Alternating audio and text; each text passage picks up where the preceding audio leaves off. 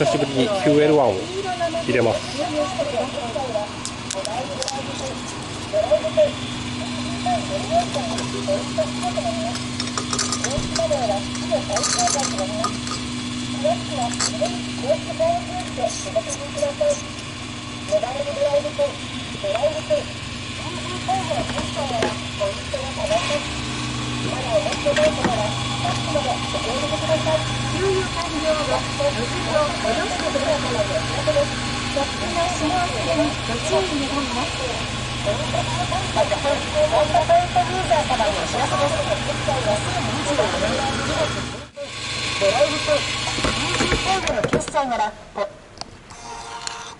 ありがとうございました。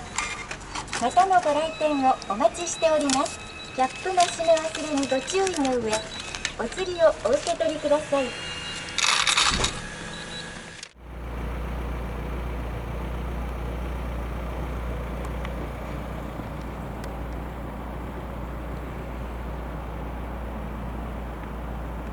今日は一之江という駅に来ています。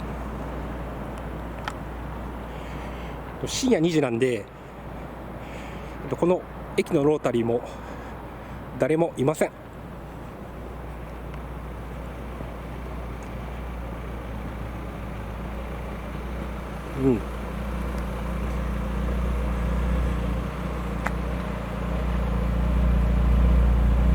レヴィンテール綺麗ですね。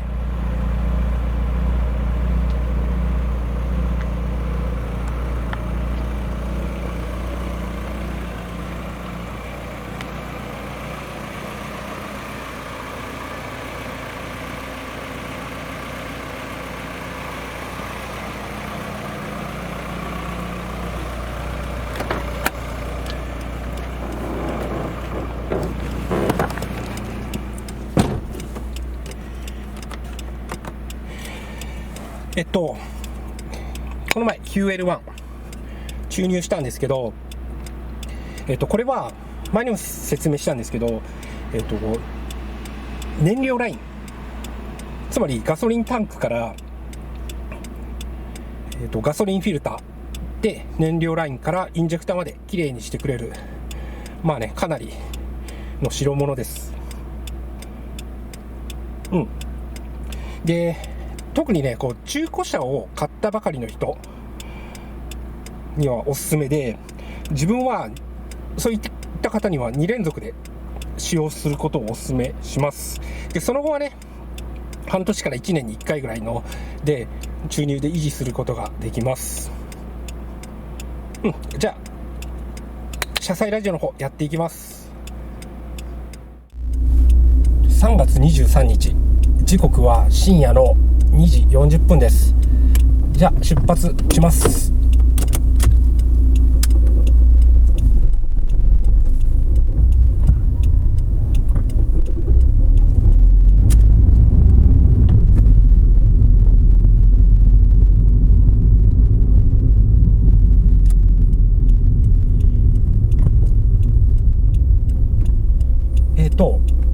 さっき自分は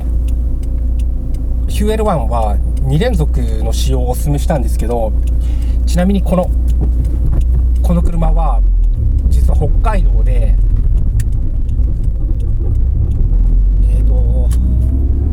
半年以上ね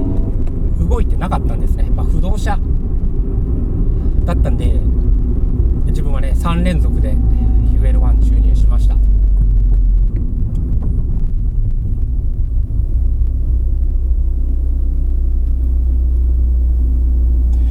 で、QL1 の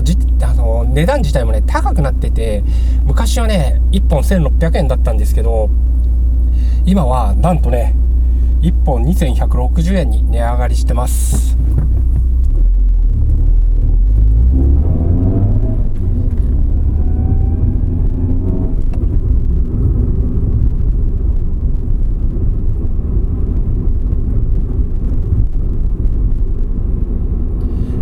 ちなみにこの QL1 入れるタイミングなんですけど、自分はオイル交換のする直前に入れるようにしています。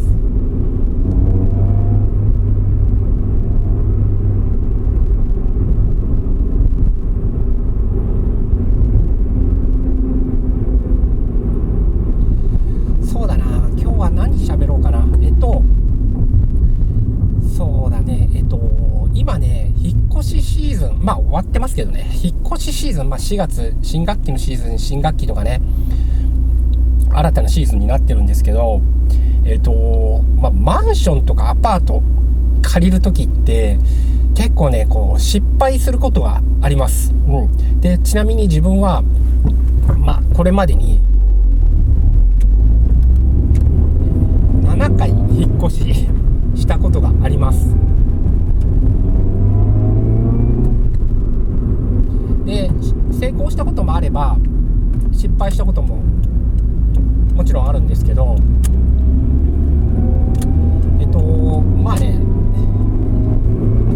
結局、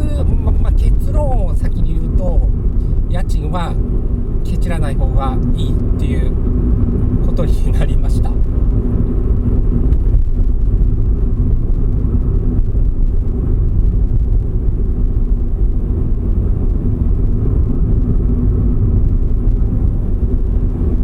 なんかこの通り初めて通ったんですけど、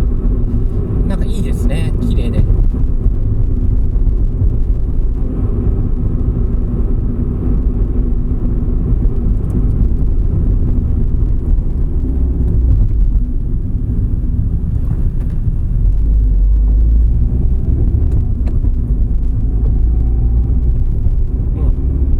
ちょっとなんで安いアパートが失敗してきたかっていうその理由をね今から説明します。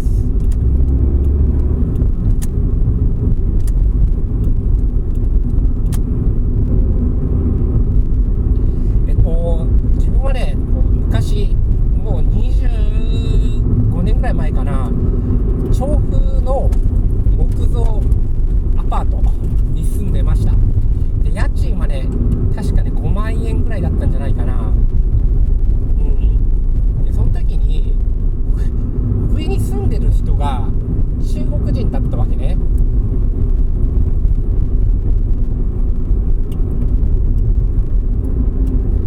でその中国人のおばあちゃんが住んでたんですけど、もう毎日テレビ爆音です。もう凄まじい爆音が毎日ねこう聞こえてきて、でねある日、深夜の1時か2時ぐらいかな、そのテレビの爆音プラス掃除機ねかけてたので、ガンガンなんかガシガシガシガシ鳴っててね、さすがに、自分ブチ切れました。で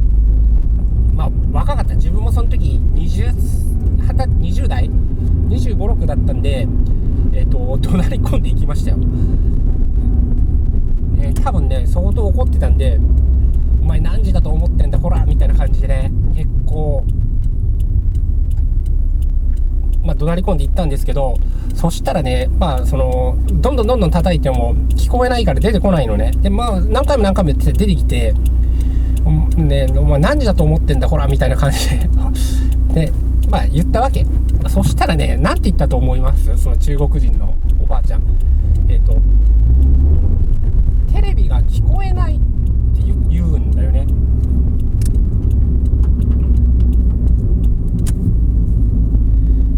テレビが聞こえない、意味わかんないでしょ。テレビが聞こえないから掃除機かけてテレビ聞こえないから爆音にしてたみたいです。さすがにね自分もそれはちょっとびっくりして、そんな回答返ってくるとは思ってなかったからびっくりして、も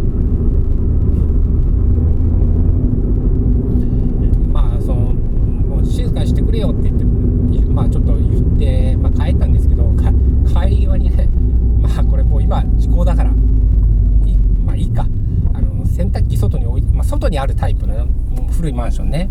思いっきり蹴飛ばしました。はい、そんなこともありました。で他にはね、同じその木造アパートのさっきの中国人のおばあちゃんは上の階に住んでたんですけど、自分の隣はこっちもね70か80ぐらいのおじいちゃんが住んでたんですね。で生活保護だったと思います、そのおじいちゃん。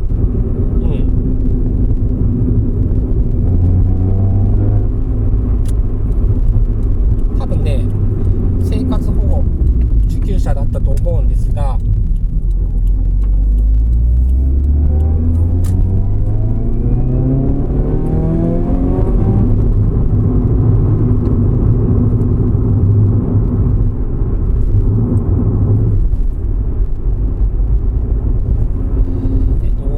そのじいちゃんもね、深夜にね、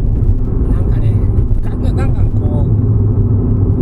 物音立てるわけね。で、何してるかで、どうやら氷をね、なんか飲みかなんかで削ってるみたいで、あんまりにもそれもうるさいから、やっぱ自分もそう言っちゃったわけね。すいません、ちょっとうるさいんだけどって言ったら、で、出てくるでしょ。出てきたら、もう酔っ払って、完全に酔っ払って出来上がっちゃってる、そんな状態です。で、口論になってね、そのじいちゃんね、俺に酒の瓶投げつけてきました。まあ、当たらなかったけど、俺は警察呼びましたよ。で、なんか事情聴取受けて、まあその後どうなったか分かんないけど、そんな感じでしたね。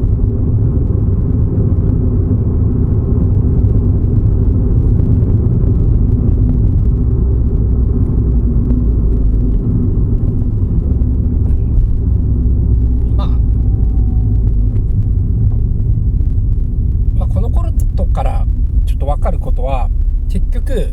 安いマンション今ね、こういう民度の低い人間が集まる。まあ、他の具体例としては、自分京都に住んでたことがあって、まあ、学生の頃ね、で学生アパートに住んでたんですけど、その頃ね、いくらやったかな、それもちょっと5万円するかしないかの激安。京都で5万円って安いんですけど、住んでて、まあそれはひどいもんでしたよ。毎日麻雀ジャラジャラやってるし、で他にはね、まあサッカーのワールドカップの時とかもうみんな大騒ぎしてたんですけど、まあね、でも俺はあんまりそういうのって気にならなくて、まあ元気だなぐらいで全然気にはしてなかったんですけど、自分はね、テレビの音だけがちょっと苦手でね、まあ、それだけちょっと、まあ、うるせえなって思うぐらいなんですけど、で時にはね、深夜にね、ヘビメタがガンガンかかるわけです。まあそういう学生アパートでした。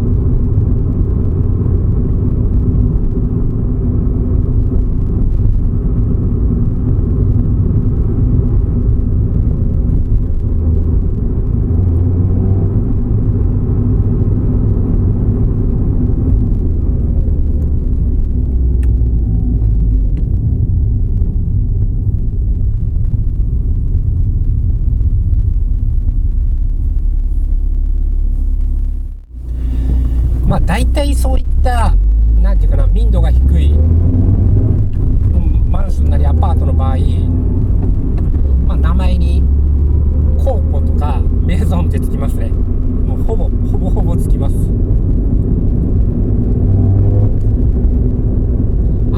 今ね気づいた。またちょっとここメーターがタコメーター貼り付いてます。いや困ったもんだな。最近怒らなかったんですけどね。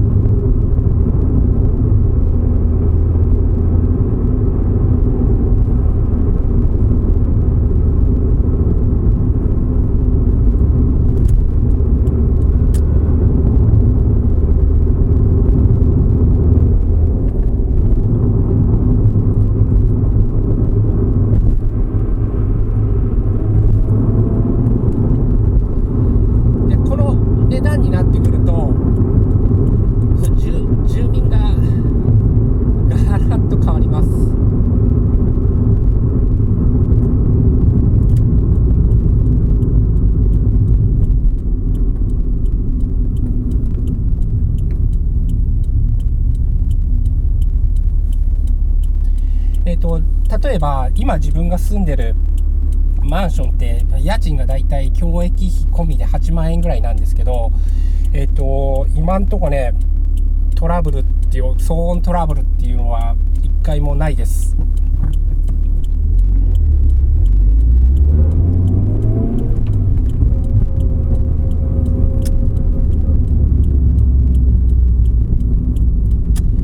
これ錦糸町っていう駅ですね。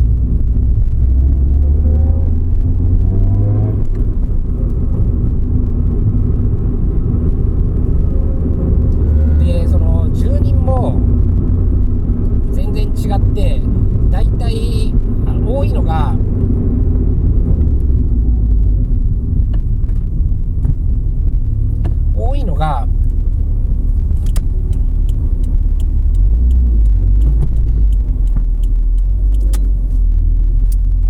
邪魔やなこいつ。何やってんだこのタクシーは。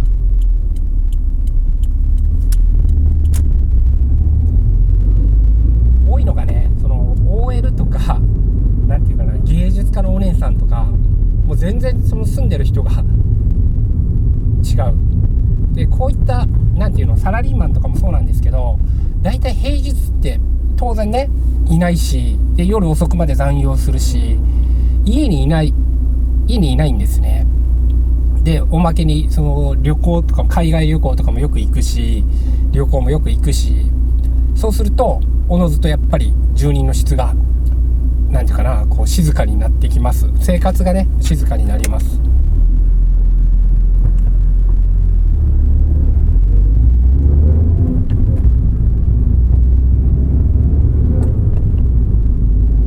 ちょっとタクシーひどいよね。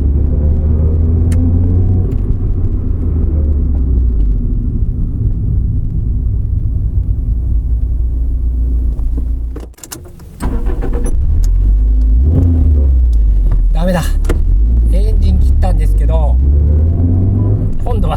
ゼロに張り付いちゃいました。これ1回ね10分ぐらい寝かせないと戻んないです。困ったもんです。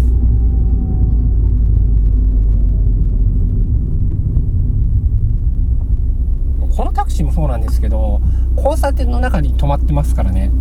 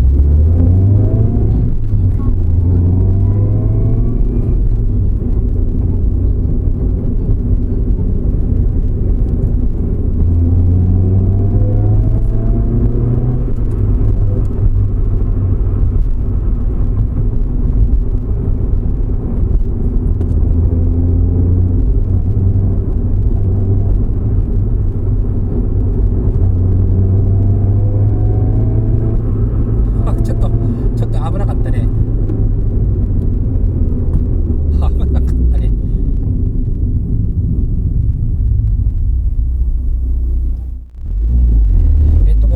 まあ要するにね、こう安いアパートに住む人の、特徴としては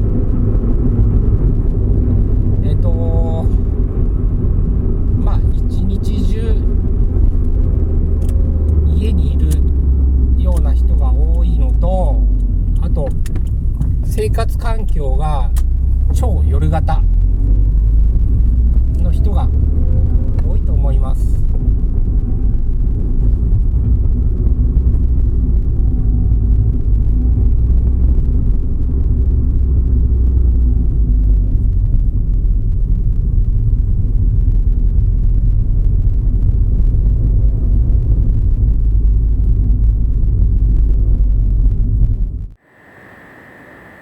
ということで、騒音トラブルに巻き込まれたくなかったら 1K マンションとかの場合は防音の鉄筋マンションがおすすめです。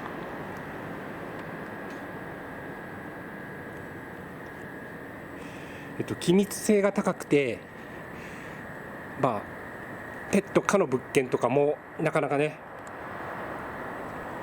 防音性に優れています。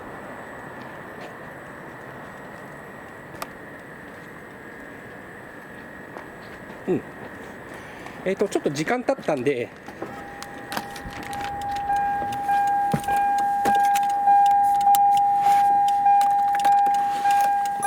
ちょっと、